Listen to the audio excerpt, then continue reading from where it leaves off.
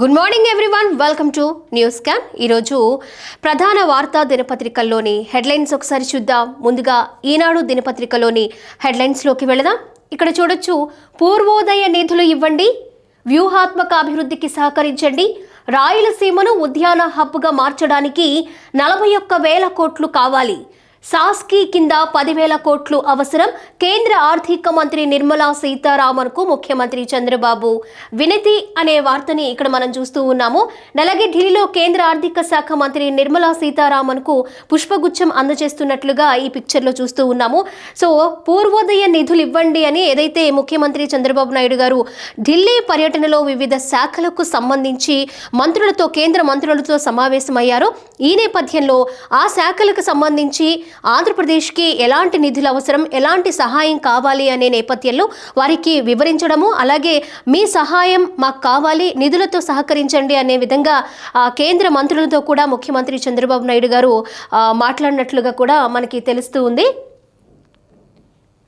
ఇక్కడ మనం చూసుకోవచ్చు, మెగా షిప్ బిల్డింగ్ క్లస్టర్గా దుగరాజపట్నం అలా రూపొందించడానికి సహకరించండి. కేంద్ర మంత్రి సర్బానంద సోనోవాల్ కోరిన సీఎం, విభజన చట్టంలోని సాగునీటి ప్రాజెక్టులకు సాయం చేయండి, జల జీవన్ మిషన్కు 1000 కోట్లు ఇవ్వండి, ఆల్మట్టి డ్యాం ఎత్తుపై కర్కాటను నియంత్రించండి, జలశక్తి మంత్రి సిఆర్ పాటిల్కు చంద్రబాబు విజ్ఞప్తి.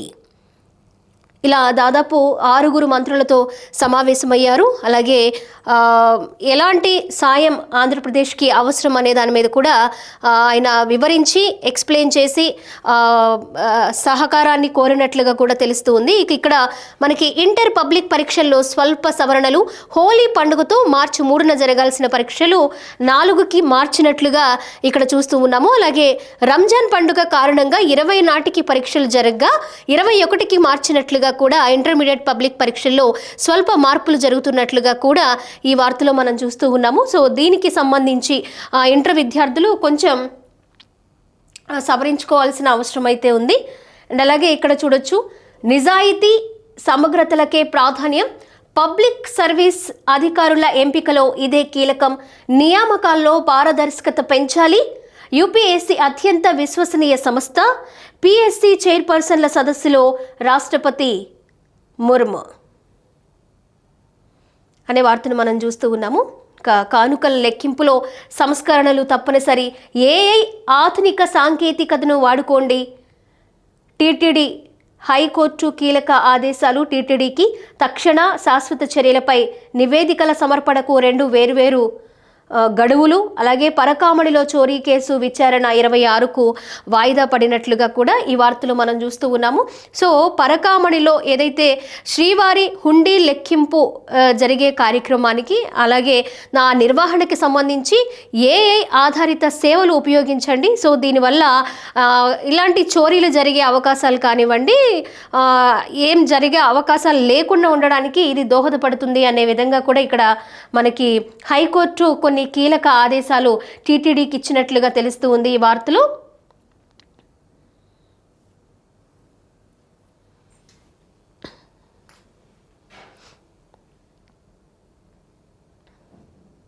ఇక్కడ ఆంధ్రజ్యోతి దినపత్రిక చూస్తూ ఉన్నాము.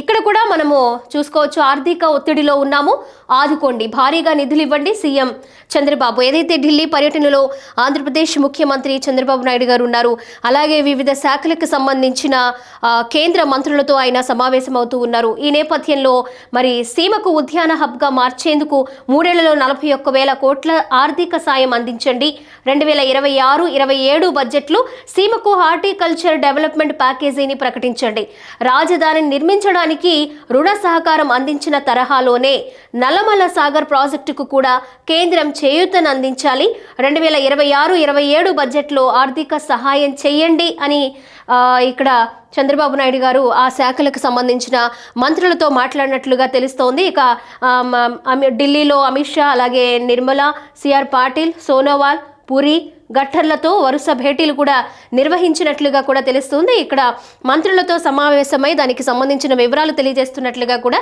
ఈ పిక్చర్లో మనం చూస్తూ ఉన్నాము. ఇక జాతీయ ప్రయోజనాల కోసమే ప్రాజెక్టులు కడుతున్నాం, కేంద్ర కేంద్రం సంపూర్ణంగా సహకరించాలి. ఢిల్లీలో కేంద్ర జలశక్తి మంత్రితో భేటీ. పోలవరం నల్లమల సాగర్ పైనే ప్రధాన చర్చ. ఈ ప్రాజెక్టుపై తెలంగాణ ఇతర రాష్ట్రాలు అభ్యంతరం చెబుతున్నాయన్న సిఆర్ పాటిల్. కడలి పాలయ్య జలాలనే వాడుకుంటా, దీనివల్ల ఇతర రాష్ట్రాలకు నష్టమేంటన్న బాబు అనే వార్తను మనం చూస్తూ ఉన్నాం. ఇక అండ్ మరో వార్త, ఉపాధి ఉసూరు. ఏపీ స్పీడ్కు కొత్త స్కీమ్ బ్రేకులు. ఎంజీ నరేగా స్థానంలో జీ రామ్జీ పేరుతో పాటు ప్రయోజనాల్లోనూ మార్పులు. ఉమ్మడి రాష్ట్రంలోనే కాదు, విభజన తరువాత ఏపీకి ఊరటనిచ్చిన స్కీమ్. గ్రామాలు అభివృద్ధి బాటలోకి. సిమెంట్ రోడ్లు, డ్రైన్లు, అంగన్వాడీ భవనాలు, మినీ గోకులాల రూపంలో శాశ్వత ఆస్తులు. కరువు పనులు దొరకడంతో వలసలు తగ్గుముఖం. 12 ఏళ్లలో 87,000 కోట్ల ప్రయోజనం. పైసా వాటా లేకుండా 52,000 కోట్ల వేతనాలు. ఇప్పుడు రాష్ట్ర వాటా 40% భరించాల్సిందే. ఇప్పుడు ఏదైతే ఉపాధి హామీ పథకానికి జీ రామ్జీగా పేరు మార్చడం వల్ల కొన్ని ఇబ్బందులు తలెత్తే అవకాశాలు ఉన్నట్లుగా ఈ వార్తలో మనం చూస్తూ ఉన్నాము. అండ్ అలాగే సిమెంట్ రోడ్లకు సంబంధించి, డ్రైన్లకు సంబంధించి, అంగన్వాడీ భవనాలకు సంబంధించి శాశ్వత ఆస్తులు ఉన్నాయి. సో ఈ నేపథ్యంలో ఇప్పుడు రాష్ట్ర వాటా 40% భరించాల్సిందే. కేంద్ర వాటా 40%, 60% వస్తుంది. రాష్ట్ర వాటా 40% భరించాల్సిందే. ఈ నేపథ్యంలో కాస్త ఆంధ్రప్రదేశ్కి, రాష్ట్రానికి ఈ నేపథ్యంలో ఈ పథకం ద్వారా కాస్త బర్డెన్ పెరిగే అవకాశాలు అయితే ఉన్నట్లుగా ఈ వార్తలు మనం చూస్తూ ఉన్నాము. అయినప్పటికీ కూడా దీనికి సంబంధించి, ఈ పేరు మార్పుకు సంబంధించి కాస్త నిరసనగా తగులుతున్నప్పటికీ ఈ బిల్లుని పాస్ చేయడం అయితే జరిగింది. నరేగా ఆత్మను తీసేశారు. కొత్త చట్టంలో పనికి హామీ లేదు, చెల్లింపులకు బాధ్యత లేదు. ఇకపై కేంద్రం ఇష్టం, ఎవరికెన్ని నిధులు ఇవ్వాలో నిర్ణయం వారిదే. రాజకీయంగా దుర్వినియోగం అయ్యే ప్రమాదం ఉంది. రాష్ట్రాలపై భారం. 125 రోజుల పని పక్కదారి పట్టించే ఎత్తుగడ. ఇక ప్రతి రాష్ట్రానికి కూడా దీనికి సంబంధించి కాస్త బర్డెన్, మనం ఇంతకుముందు మాట్లాడుకున్నట్టు ఆంధ్రప్రదేశ్ రాష్ట్రానికి ఎలా అయితే బర్డెన్ పడుతుందో ప్రతి రాష్ట్రం కూడా 40% వాటాను భరించాల్సిన అవసరం ఉంది. అలాగే మిగిలిన రాష్ట్రాలు కూడా ఆ బర్డెన్ను కంటిన్యూ చేయాల్సిన అవసరం, అంటే భరించాల్సిన అవసరం అయితే ఉంది. సో ఈ నేపథ్యంలో కాస్త వ్యతిరేకత వ్యక్తమవుతుంది కేంద్ర నిర్ణయానికి సంబంధించి. ఇక ప్రజలు మెచ్చాలి. జనసేన ఎమ్మెల్యేలకు పవన్ ఉద్బోధ. నిత్యం ప్రజలకు దగ్గరగా ఉంటూ సమస్యలు పరిష్కరించండి. నియోజకవర్గాల్లో అభివృద్ధి పనులు వేగవంతం చేయండి. 9 మంది ఎమ్మెల్యేలతో డిప్యూటీ సీఎం ముఖాముఖి అనే వార్తను మనం చూస్తూ ఉన్నాం. ఇక్కడ ప్రజల్లో మెచ్చే విధంగా మీ పరిపాలన ఉండాలి, మీరు వారికి దగ్గరగా ఉండాలి, వారి సమస్యలు తెలుసుకోవాలి, సమస్యల్ని పరిష్కరించే విధంగా ముందుకు వెళ్ళాలి, ప్రజలతో మమేకం అవ్వాలి అనే విధంగా ముఖ్యంగా జనసేనకు సంబంధించిన ఎమ్మెల్యేలకి ఇక్కడ డిప్యూటీ సీఎం పవన్ కళ్యాణ్ వాళ్ళకి దిశానిర్దేశం చేస్తున్నట్లుగా ఈ వార్తలో మనం చూస్తూ ఉన్నాము. ఇక అమరజీవి జలధార పోస్టర్ను ఆవిష్కరించిన డిప్యూటీ సీఎం పవన్ కళ్యాణ్. అమరజీవి జలధార వాటర్ గ్రిడ్కు పొట్టి శ్రీరాములు పేరు. నేడు పెరవలిలో పవన్ శంకుస్థాపన. ఈరోజు పొట్టి శ్రీరాములు పేరు మీద పెరవలిలో పవన్ శంకుస్థాపన చేయడానికి వచ్చే విధంగా ఏర్పాట్లు జరుగుతూ ఉన్నాయి. శంకుస్థాపన కార్యక్రమంలో డిప్యూటీ సీఎం పవన్ కళ్యాణ్ పాల్గొంటారు, శంకుస్థాపన చేస్తారు. మరొక వార్త చూద్దాము. బంగ్లాదేశ్లో మళ్ళీ అల్లర్లు. భారత వ్యతిరేక రాడికల్ సంస్థ ఇంక్విలాబ్ మంచ్ కన్వీనర్ హాదీ హత్యతో తీవ్ర ఉద్రిక్తలు. పలు మీడియా సంస్థలపై అల్లరి మూకల దాడి. అవామీ లీగ్ ఆఫీసులపై దాడులు, విధ్వంసం. హిందూ యువకుడిని కొట్టి చంపి చెట్టుకు వేలాడదీసిన మృతదేహానికి నిప్పు అనే వార్తను మనం చూస్తూ ఉన్నాము. అధిష్టానం నా వైపే, 5 ఏళ్ళు నేనే సీఎం, 2.5 ఏళ్ల తీర్మానం లేదు, నా పదవికి ఢోకా లేదు. కర్ణాటకలో బీజేపీ ఎప్పటికీ అధికారంలోకి రాదు. ముఖ్యమంత్రి మార్పుపై ప్రకటన కోరిన విపక్ష సభ్యులపై సిద్ధరామయ్య ఆగ్రహం. సభలో డిప్యూటీ సీఎం లేని సమయంలో వ్యాఖ్యలు. సీఎంతో ఒప్పందం నిజమే, డీకే శివకుమార్ అనే వార్తను మనం చూస్తూ ఉన్నాము. అలాగే ఇక్కడ ప్రధానంగా చూసుకోవచ్చు, జనవరిలో జాబ్ క్యాలెండర్. ఉద్యోగాలు సాధించడానికి అకాడమిక్స్తో ఇండస్ట్రీ అనుసంధానం. నైతిక విలువలపై చట్టం తెచ్చే యోచన చేస్తున్న విద్యావంతులు, యువకులు రాజకీయాల్లోకి రావాలి. హలో లోకేష్లో విద్యార్థులతో మంత్రి ముఖాముఖి. అనే వార్తని ఇక్కడ చూస్తూ ఉన్నాము. అలాగే మరి జనవరిలోనే జాబ్ క్యాలెండర్ రిలీజ్ చేసి కొన్ని వేల మందికి ఉద్యోగ అవకాశాలు కల్పించే విధంగా ముందుకు వెళ్ళబోతూ ఉన్నాము అనే విధంగా ఇక్కడ విద్యాశాఖ మంత్రి లోకేష్ విద్యార్థులతో మాట్లాడుతున్నట్లుగా హలో లోకేష్ కార్యక్రమంలో మాట్లాడుతున్నట్లుగా తెలుస్తూ ఉంది. సో ఉద్యోగాలు సాధించడానికి అకాడమిక్స్ ఇండస్ట్రీకి అనుసంధానం చేసే విధంగా ఈ ప్రక్రియ ప్రారంభించే యోచనలో ఉన్నట్లుగా కూడా ఈ వార్త చూస్తూ ఉన్నాము. అలాగే ఇక్కడ టీసీఎస్ వచ్చేస్తోంది. జనవరి నెలాఖరులోగా విశాఖలో ప్రారంభం. తొలుత 2000 మంది ఉద్యోగులతో ఆపరేషన్స్. మిలీనియం టవర్లలో ఇంటీరియర్ పనులు పూర్తి. ఒకే రోజు తాత్కాలిక కార్యాలయ ప్రారంభం. శాశ్వత క్యాంపస్ భూమి పూజకు సన్నాహాలు. 2027 చివరికి శాశ్వత క్యాంపస్ అందుబాటులోకి అనే వార్తను మనం చూస్తూ ఉన్నాము. ఏదైతే ఇంకా విశాఖలో మనకి సంబంధించి శాశ్వత భవనాలు అలాగే కొన్ని వేల మందికి ఉద్యోగాల అవకాశాలు కల్పించే విధంగా ఏర్పాట్లు చేస్తూ ఉన్నారు. ఆ నేపథ్యంలో ఒక డెడ్ లైన్ 2027 కల్లా శాశ్వత భవనాల నిర్మాణం అలాగే కొన్ని వేల మందికి ఉద్యోగ అవకాశాలు కల్పించే విధంగా ప్రణాళికలతో ముందుకు వెళుతూ ఉన్నారు. దానికి సంబంధించిన వార్తని మనం ఇక్కడ చూస్తూ ఉన్నాము. అలాగే కూటమి ప్రభుత్వం ప్రతి కార్యక్రమానికి కూడా ప్రతి డెవలప్మెంట్కి కూడా ఒక డెడ్ లైన్ విధించుకుంటుంది. ఈ టైంలో ఈ పని పూర్తి చేయాలి అని అధికారులకి కూడా దిశానిర్దేశం చేస్తూ పనుల్లో పరుగులు పెట్టించడం వేగవంతం చేసే విధంగా కూడా వారికి దిశానిర్దేశం చేస్తూ ఉంది. ఏదైతే డెడ్ లైన్ పెట్టుకుంటారో ఆ టైంలోగా పనులు పూర్తి చేయాలి అని ఒక కాన్ఫిడెంట్ వస్తుంది. ఆ టైం కల్లా పూర్తి చేయాలి అనేది జరుగుతూ ఉంటుంది. కాబట్టి 2027కి పూర్తయ్యే కార్యక్రమాలు ప్రాజెక్టులు చాలా ఉన్నాయి ఆంధ్రప్రదేశ్లో. సో ఆ ప్రాజెక్టులు ఏమేమి ముందుకు వస్తాయి, ఎంతమందికి వీటి ద్వారా ఉపాధి అవకాశాలు కలుగుతాయి, అలాగే ఉద్యోగాలు వస్తాయి స్టూడెంట్స్కి నిరుద్యోగులకి అనేది కూడా మనకి తెలియాల్సి ఉంది. ఇంతకుముందు పేపర్లో కూడా మనం చూసాము బంగ్లాదేశ్లో మళ్ళీ అల్లర్లు.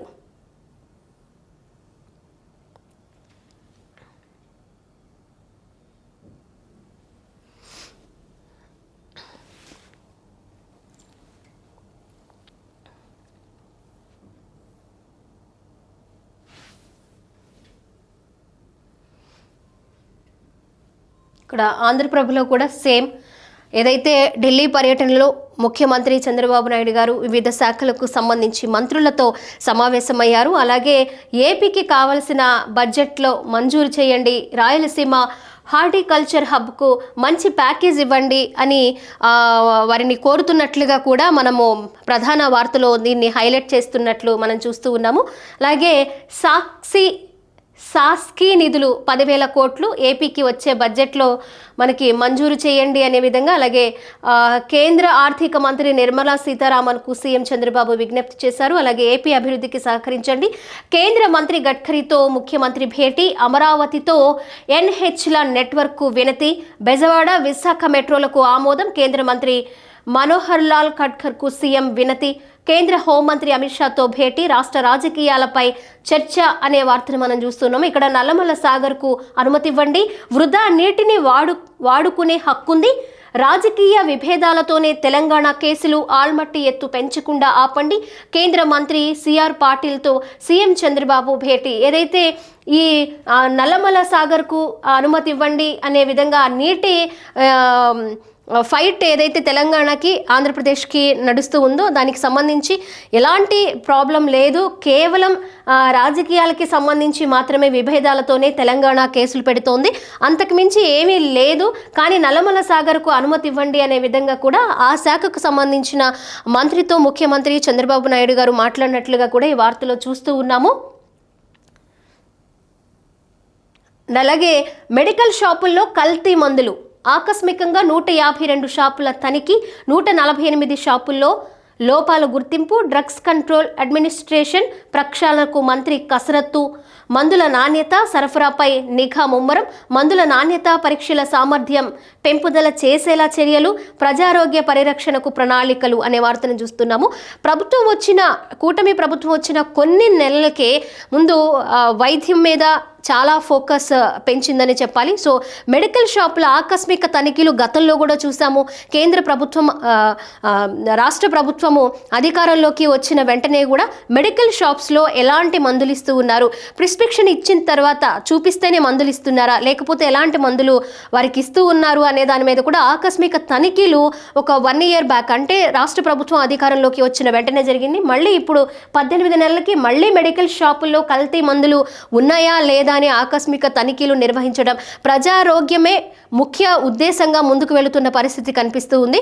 సో ఎలాంటి మందులు ఇస్తున్నారు, అవి మంచి మందులా లేక కల్తీ మందులా అనే దాని మీద కూడా కొన్ని మెడికల్ షాపుల్ని ఆకస్మిక తనిఖీలు చేసి లోపాలు ఉన్నట్లుగా కూడా గుర్తించి వాటిని సీజ్ చేసే ప్రక్రియలో కూడా ముందుకు వెళుతున్నట్టుగా ఈ కార్యక్రమాన్ని మనం చూస్తూ ఉన్నాము.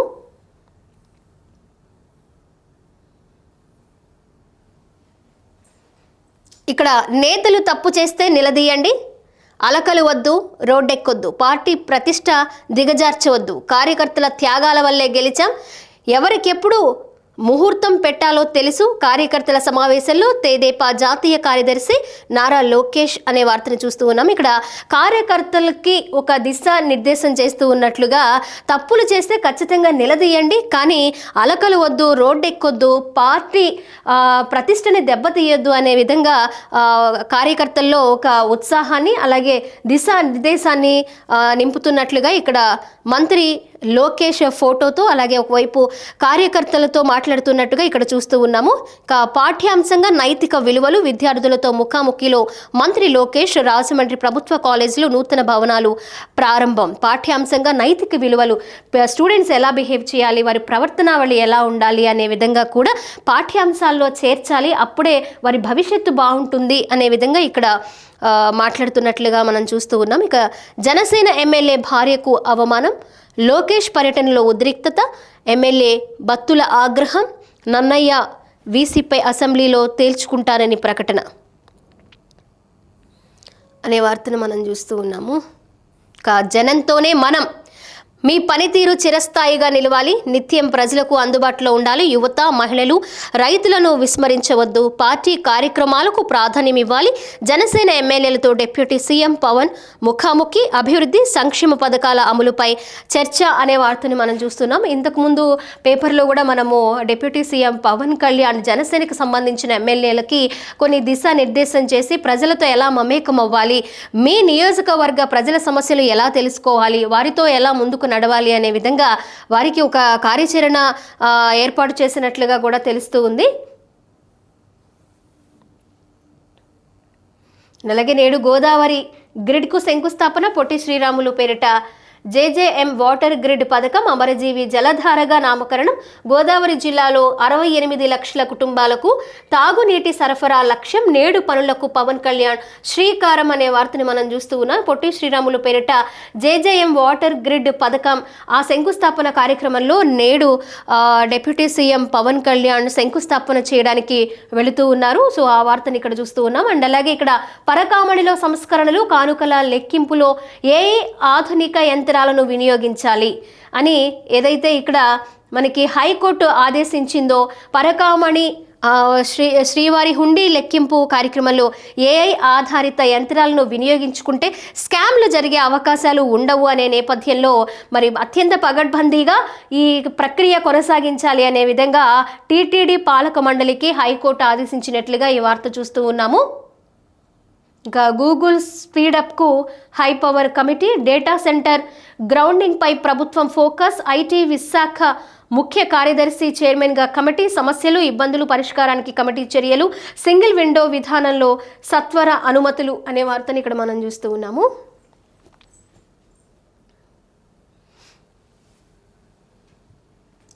సాక్షి దినపత్రిక, భూములు ఇస్తాం, భవనాలు కట్టిస్తాం, సర్కారు భూములు సత్వాకు సొమ్ములు, ఐటీ ముసుగులో అప్పనంగా భూములు, ఆపై రియల్ ఎస్టేట్ వ్యాపారం, బాబు సర్కార్ బరితెగింపు, విశాఖలో 1000 కోట్ల విలువైన భూమి రియల్ కంపెనీలకు కారు చౌకగా కేటాయింపు అనే వార్తని మనం చూస్తూ ఉన్నాము. అంటే ఈ ప్రభుత్వ భూముల్ని రియల్ ఎస్టేట్ కంపెనీలకి ఇస్తున్నట్లుగా సాక్షి దినపత్రిక ఈ వార్తలో ప్రచురించడం జరిగింది. గతంలో నేను ఇదే న్యూస్ పేపర్ అనాలిసిస్లో భూములకి సంబంధించి అలాగే వైసీపీ ప్రభుత్వం ఉన్నప్పుడు, వైసీపీ ప్రభుత్వం అధికారంలో ఉన్నప్పుడు అసైన్డ్ భూములు ప్రభుత్వ భూములు అసైన్డ్ భూములుగా చూపించి వైసీపీకి సంబంధించిన కొంతమంది బడా నేతలకి, వారి కార్యకర్తలకి ఏం పని చేయకపోయినా కూడా వారికి కొన్ని కాంట్రాక్ట్లు అప్పగించి వారు కొన్ని దండుకునే విధంగా కూడా ఏ విధంగా వైసీపీ ప్రభుత్వం ముందుకు వెళ్ళిందో ఒకసారి సాక్షి దినపత్రిక కానివ్వండి, అలాగే వైసీపీ ప్రభుత్వం కానివ్వండి, ఒకసారి పార్టీ కానివ్వండి గుర్తు పెట్టుకొని వార్తని ప్రచురించాలి అనే విధంగా కూడా ఈరోజు మనం ఈ సందర్భంగా మాట్లాడాల్సిన అవసరం వస్తుంది. సో ఈ నేపథ్యంలో ఆ కంపెనీలకు సంబంధించి, రియల్ కంపెనీలకు సంబంధించి చాలా తక్కువ రేటుకి ఇస్తూ ఉన్నారు అని ఇక్కడ వార్తా సాక్షి దినపత్రిక ప్రచురించడం జరిగింది. అప్పుడు కూడా ఇంతకుముందు నేను చెప్పినట్లుగానే ఏ అసైన్డ్ భూములు అలాగే ప్రభుత్వ భూములు ఏవి వీటిని తారుమారు చేసి తలకిందులు చేసి వారికే తాయిలాలు పంచినట్లుగా పంచిపెట్టింది వైసీపీ ప్రభుత్వం కాదా? అలాగే ఆ వార్తని మరి సాక్షి దినపత్రిక ఎందుకు అప్పటి విషయాన్ని సంభాషించట్లేదు, ప్రచురించట్లేదు అనేది ఒకసారి ఆలోచించుకోవాలి.